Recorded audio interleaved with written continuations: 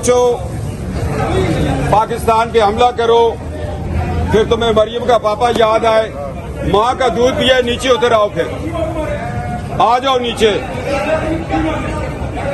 चोर के बच्चों, पाकिस्तान के साथ क्या किया है?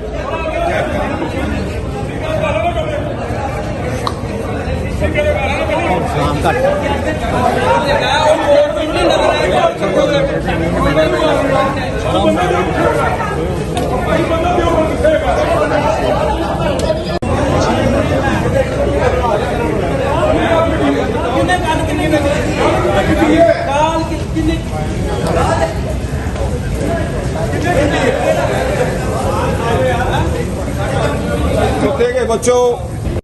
ਅਸੀਂ ਕੁਛ ਕਿਹਾ ਵੀ ਨਹੀਂ ਸਾਡੇ ਸੀਨੀਅਰ ਤੇ ਵਕੀਲਾਂ ਨੂੰ ਗਾਲਾਂ ਕੱਢੇ ਤੂੰ ਤੇਰੀ ਅਸੀਂ